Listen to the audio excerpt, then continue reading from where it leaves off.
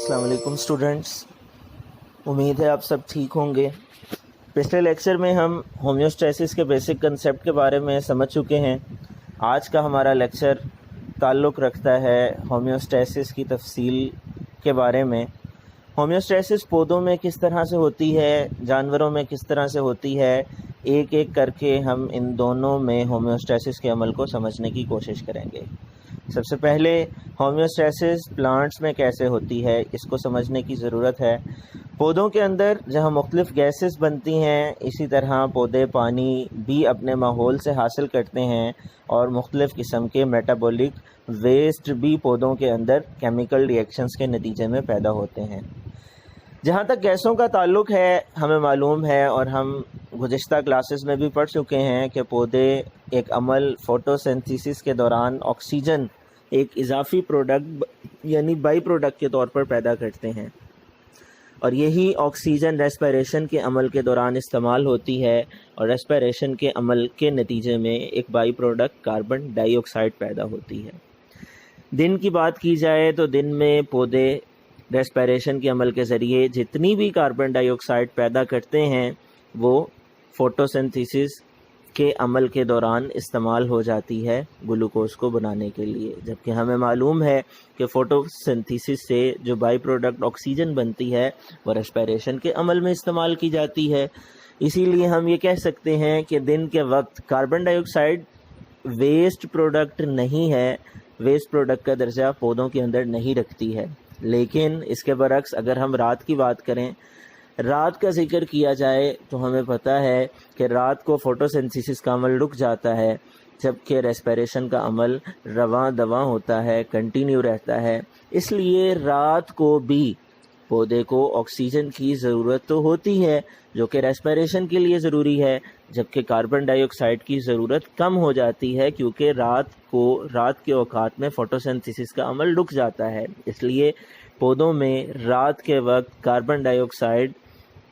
ایک waste product بن جاتی ہے، اور یہی وجہ ہے کہ رات کو منع کیا جاتا ہے، درختوں کے نیچے سونے سے پرہیز کرنا چاہیے، یہ کہا جاتا ہے کیونکہ رات کو پودے کاربن ڈائی آکسائڈ خارج کر رہے ہوتے ہیں اور آکسیجن جذب کر رہے ہوتے ہیں۔ اب آ جاتے ہیں اضافی یعنی ویسٹ پروڈکٹ مختلف گیسز کی جو ان پودوں میں پائی جاتی ہیں کہ وہ کیسے خارج کی جاتی ہیں۔ مختلف طریقے ہیں، مختلف حصے ہیں جن کے ذریعے پودے اپنی یہ ویسٹ پروڈکٹ گیسز کو اپنے جسم سے خارج کرتے ہیں۔ سب سے پہلے روٹس کی بات کریں تو روٹس میں روٹ ہیئرز ہوتے ہیں، جڑوں کے باریک بال ہوتے ہیں جن کے ذریعے یہ اپنی ویسٹ پروڈکٹ کو خارج کرتے ہیں، آکسیجن یا کاربن ڈائی آکسائڈ دن یا رات کے اوقات میں جو کہ پودے میں اضافی طور پر موجود ہوتی ہیں۔ اس کے بعد پودوں کے جو تنے ہیں اور جو پتے ہیں ان میں سٹومیٹا پائے جاتے ہیں۔ پودوں کے تنے اور پتے سٹومیٹا نام کے سوراخوں کے ذریعے اپنے جسم سے ان اضافی گیسز کو خارج کرتے ہیں۔ یہ تو ہے گیسوں کی ہومیوسٹیسس کے حوالے سے کہ پودوں میں کیسے اندرونی ماحول میں انٹرنل انوائرمنٹ میں گیسز کی مقدار کو کانسٹنٹ رکھا جاتا ہے، ایکویلیبریم سٹیٹ پر مینٹین کیا جاتا ہے، اور اضافی گیسز کے خارج کرنے کا عمل پودوں کے اندر بیسیکلی ڈیفیوژن کے ذریعے واقع ہوتا ہے۔ اس کے بعد اب ہم ذکر کرتے ہیں پودوں میں پانی کی مقدار کو کیسے برقرار رکھا جاتا ہے۔ تو پودے اپنے ماحول سے پانی کو حاصل کرتے ہیں، پودوں کی جڑیں زمین میں اپنے روٹ ہیئرز کے ذریعے پانی کو جذب کر کے پودوں کے اندر لے کر کے آتی ہیں اور پودوں کا حصہ بناتی ہیں۔ اس کے علاوہ پودوں میں مختلف کیمیکل پروسیسز کے دوران بھی پانی کے مولیکیولز پروڈیوس ہوتے ہیں۔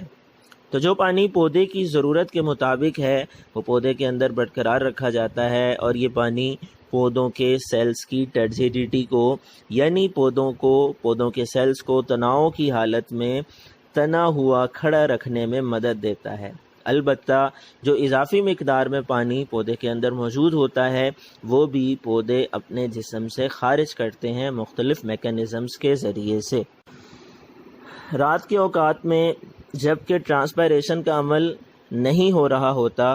پودے اپنا اضافی پانی خارج کرتے ہیں ایک عمل کے ذریعے جس کو ہم گوٹیشن کا نام دیا جاتا ہے۔ کیونکہ رات کو پودوں کے اسٹومیٹا بند ہو جاتے ہیں، اس لیے پودے اپنا اضافی پانی اپنے پتوں کے کناروں پر قطروں کی شکل میں، قطروں کی صورت میں اکٹھا کر لیتے ہیں، اور یہ واٹر ڈراپس پودوں سے اضافی پانی کو خارج کرنے میں مدد دیتے ہیں۔ یہ عمل گوٹیشن کہلاتا ہے۔ جبکہ دن کے اوقات میں جبکہ سورج کا درجہ حرارت زیادہ ہوتا ہے، ٹرانسپیریشن کے عمل کے ذریعے سے پودوں کے پتوں سے اسٹومیٹا کے ذریعے پانی بخارات کی صورت میں خارج ہوتا ہے۔ اس عمل کو ہم ٹرانسپیریشن کا نام دیتے ہیں۔ گوٹیشن اور ٹرانسپیریشن دو الگ الگ عوامل ہیں، دونوں میں بنیادی فرق ہے۔ ٹرانسپیریشن کا عمل بھی پانی کے اخراج کا ذمہ دار ہے، لیکن یہ عمل اسٹومیٹا کے ذریعے سے دن کے وقت خاص طور پر ہوتا ہے، جبکہ گوٹیشن کے عمل میں اسٹومیٹا انوالو نہیں ہوتے اور یہ عمل رات کے اوقات میں خاص طور پر واقع ہوتا ہے۔ اس کے ساتھ ساتھ ایک اور ٹرم جو کہ ہم پڑھ چکے ہیں وہ ایویپوریشن کی ہے، اور ایویپوریشن کا مطلب کیا ہوتا ہے؟ ایویپوریشن کا مطلب یہ ہوتا ہے پانی کے مولیکیولز کا بخارات کی صورت میں خارج ہو جانا، اور یہ عمل جب پودوں میں ہوتا ہے تو اس کو ہم ٹرانسپیریشن کا نام دے دیتے ہیں۔ یہاں پر ایک اور ٹرم ڈیو کے بارے میں بھی سمجھ لیجئے۔ ڈیو اور گوٹیشن دو بالکل الگ الگ چیزیں ہیں۔ گوٹیشن کے عمل کے ذریعے پودا اپنا اضافی پانی واٹر ڈراپس کی صورت میں اپنے پتوں کے کناروں سے خارج کرتا ہے، جبکہ ڈیو وہ پانی ہے جو رات کے وقت درجہ حرارت کم ہونے کی وجہ سے بخارات کی صورت اختیار کر لیتا ہے اور لکوڈ فارم میں تبدیل ہونے کے بعد پودوں کے پتوں پر خاص طور پہ گراسز کی ٹپس کے اوپر کناروں پر نظر آتا ہے۔ تو گوٹیشن اور ڈیو یہ دو الگ اصطلاحات ہیں، اور ان دونوں میں فرق بورڈ ایگزامینیشن میں شارٹ کویسچنز کے پوائنٹ آف ویو سے پوچھا جاتا ہے۔ تیسری اہم چیز جو کہ پودے کے اندر موجود ہوتی ہے اور میٹابولزم کے نتیجے میں ویسٹ پروڈکٹ کی صورت میں پیدا ہوتی ہے، جس کو ہم میٹابولک ویسٹ کا بھی نام دیتے ہیں، یہ بھی پودے اپنے جسم میں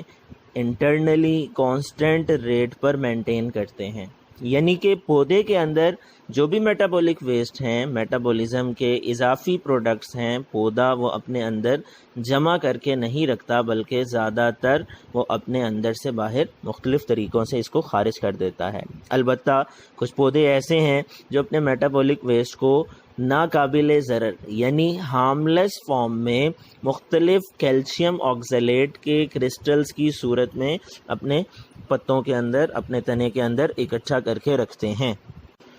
اور یہ عمل ٹومیٹو پلانٹ میں پایا جاتا ہے، ٹماٹر کے پودے میں پایا جاتا ہے۔ اسی طرح کچھ پودے اپنے اضافی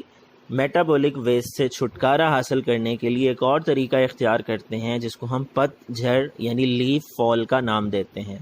یعنی پودے سال کے ایک خاص موسم میں اپنے پتے گرا لیتے ہیں، اور ان پتوں کے گر جانے سے پودوں کو یہ فائدہ حاصل ہوتا ہے کہ ان پتوں کے اندر ذخیرہ شدہ میٹابولک ویسٹ بھی پودوں سے خارج ہو جاتے ہیں، جبکہ دوسرے مختلف میٹابولک ویسٹ بھی پودوں میں پائے جاتے ہیں جو پودے ان مختلف طریقوں سے اپنے اندر سے خارج کرتے ہیں، اور ان میٹابولک ویسٹ کو لیٹکس، ریزنز، میوسیلیج اور گمز وغیرہ کا نام دیا جاتا ہے۔ اور یہ مادے کونیفرس ٹریز میں اور کیکر میں اور اس کے ساتھ ساتھ ربر پلانٹ میں اور اس کے علاوہ کارنیورس پلانٹ میں اور لیڈی فنگر میں پائے جاتے ہیں، اور ان مادوں کو بھی پودے اپنے جسم سے ہومیوسٹیسس کے عمل کے ذریعے خارج کر دیتے ہیں۔ تو آج تک کے لیے ہمارا جو لیکچر تھا وہ یہی تھا۔ ہم نے یہ سمجھنے کی کوشش کی کہ ہومیوسٹیسس کا عمل پودوں میں